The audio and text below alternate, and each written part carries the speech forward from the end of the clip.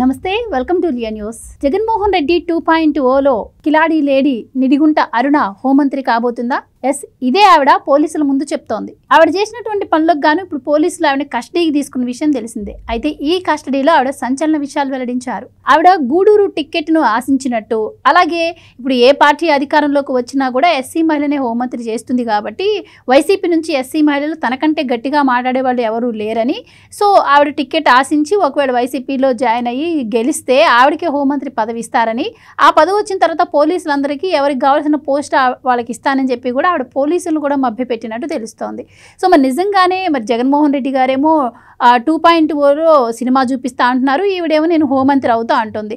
మరి ఒకవేళ జగన్మోహన్ రెడ్డి గారు మళ్ళీ అధికారంలోకి వస్తే నిడిగుంట హరణే హోంమంత్రి కాబోతుందా తెలుసుకుందాం. మనతో పాటు ఉన్నారు సీనియర్ జర్నలిస్ట్ టీవీ శ్రీనివాస్ గారు.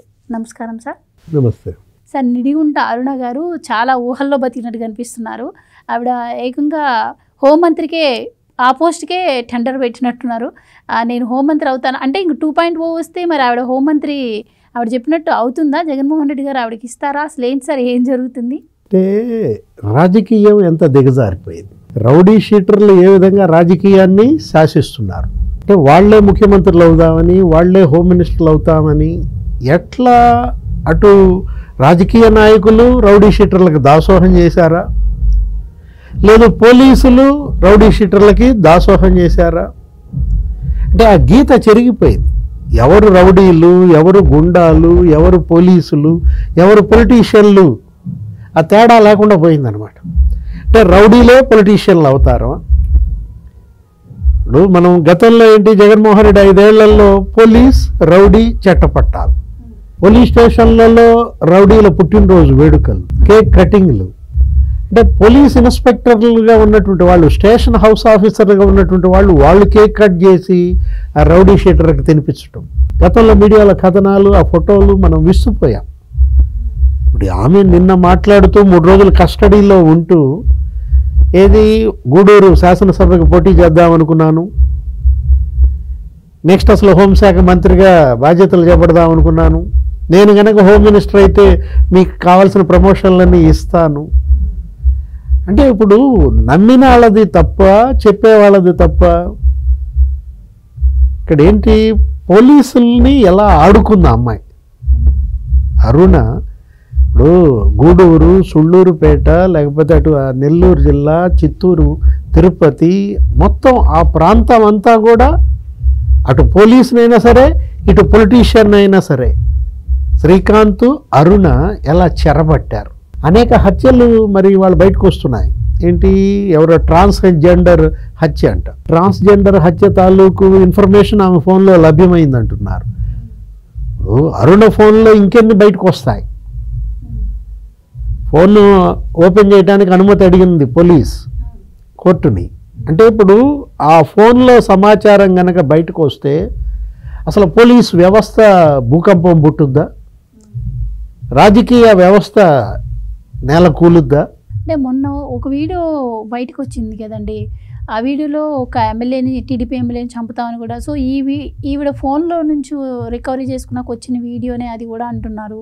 అదే కోటమిరెడ్డి శ్రీధర్ రెడ్డి ఆయన ప్రెస్ మీట్ కూడా పెట్టాడు. అంటే ఇప్పుడు శ్రీధర్ రెడ్డి ప్రాణాలు తీయాలి అని చెప్పి వాళ్ళందరూ కూడా అక్కడ ఏది డబ్బు రూరల్ ఎమ్మెల్యేని చంపితే అంటూ వాళ్ళు మందు తాగుతూ రౌడీ షీటర్లంతా మాట్లాడుకోవటం, వాళ్ళందరూ ఈ శ్రీకాంత్, ఈ అరుణ యొక్క అనుచరులని. ఇప్పుడు ప్రజల ప్రాణాలంటే అసలు ఇవాళ ఎమ్మెల్యేల ప్రాణాలకే రక్షణ లేని పరిస్థితి. మొన్న మనం చూసాం, ఆమె ఎవరు, నందిగం సురేష్ భార్య, నందిగం బేబీ ఎవరో ఉన్నట్టుంది. సురేష్ను కూడా ఇట్లాగే జైల్లో పెడితే మరి ఆమె కూడా ఇదే మాట్లాడింది.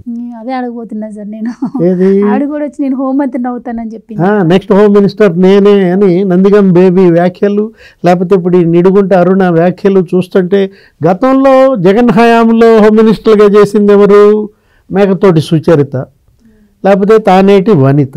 ఎస్సీ మహిళలే. తానేటి వనిత రాజకీయ కుటుంబం నుంచి వచ్చింది, 2-3 సార్లు ఆమె గెలిచింది. తర్వాత ఈమె ఎవరు, మేకతోటి సుచరిత. ఆమె భర్త ఏదో కమర్షియల్ ట్యాక్సెస్లో ఉన్నత అధికారిగా పనిచేశాడు. ఇప్పుడు ఎట్లా రౌడీ షీటర్లు ఇవాళ రాజ్యాధికారం పొందాలనుకుంటున్నారు. నీకు ఇక్కడే కనపడుతోంది కదా.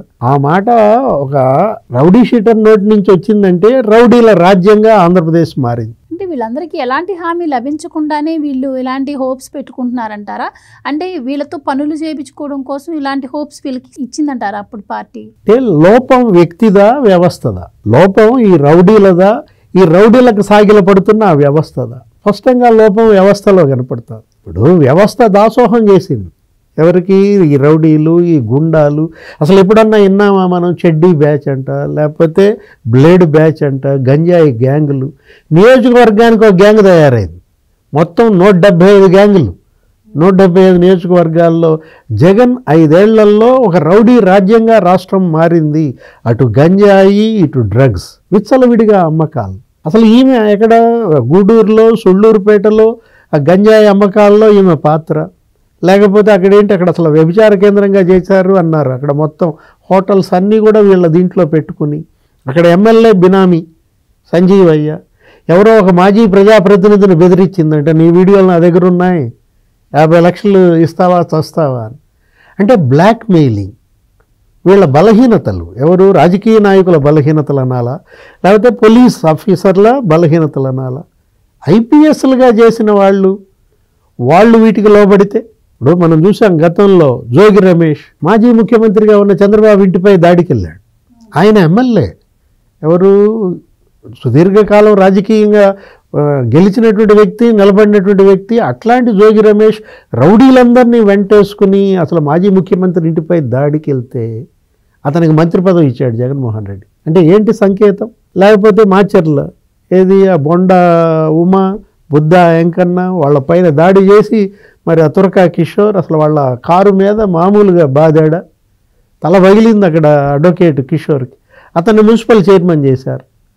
అంటే ఎవరంత పెద్ద రౌడీలైతే వాళ్ళకంత పెద్ద పదవి అనే సందేశం జగన్మోహన్ రెడ్డి పాలనలో అందింది. కాబట్టే ఇవాళ అరుణ లాంటి వాళ్ళు ఏకంగా హోంశాఖ మీదే కన్నేశారంటే కారణం ఏంటి? ఇదే అన్నమాట. అసలు ఎప్పుడన్నా నువ్వు తెలుసా, నువ్వు విన్నావా? తెలుగుదేశం పార్టీ కార్యాలయంపై దాడి, రౌడీలు, గుండాలు ఏంటి? అసలు పార్టీ కార్యాలయంపై దాడి చేసి విధ్వంసం సృష్టించడం కాదు, అక్కడున్న ఎంప్లాయీస్ తలలు పగలగొట్టారు. మంగళగిరి తెలుగుదేశం పార్టీ కార్యాలయం, గన్నవరం తెలుగుదేశం పార్టీ కార్యాలయం తగలబెట్టారు. లేకపోతే అది మాచర్ల తెలుగుదేశం పార్టీ కార్యాలయం తగలబెట్టారు. అంటే ఎలా రౌడీలు రాజకీయాలపైన కన్నేశారు. పోలీసులు ఎప్పుడైతే డమ్మీలుగా మారారో వీళ్ళు స్వైర విహారం చేశారనమాట. కిడ్నాప్లు, లేకపోతే మర్డర్లు, హత్య యత్నాలు, సుపారీలు. అసలు వివేకానంద రెడ్డి హత్య 42 కోట్లు సుపారీ అంట. ఆల్రెడీ 1 కోటి రూపాయలు ఏదో దస్తగిరికి ఇచ్చారు. దాంట్లో కొంత అమౌంట్ కూడా ఎవరో మున్నా అనే అతని దగ్గర లభ్యమైంది, పట్టుకున్నారు, సీజ్ చేశారు. అంటే మాజీ ముఖ్యమంత్రి తమ్ముడు వివేకానంద రెడ్డినే కిరాతకంగా హత్య చేస్తే ఇంకెవరికి రక్షణ ఉంది? ఇప్పటికైనా ఈ ప్రభుత్వం మేల్కొంది, కఠినంగా అమలు చేస్తోంది నిబంధనలు. పోలీస్ ఇవాళ స్టబ్బన్గా ఉండాలి. ఏది మొన్న కూడా డిప్యూటీ సీఎం మాట్లాడుతూ శాంతి భద్రతల పైన మీకు పూర్తి అధికారాలు మేము ఇస్తున్నాం, మీ అధికారాల్లో మా పార్టీల జోక్యం ఉండదు. నేరస్తులకు పార్టీ ఏముంటుందమ్మా?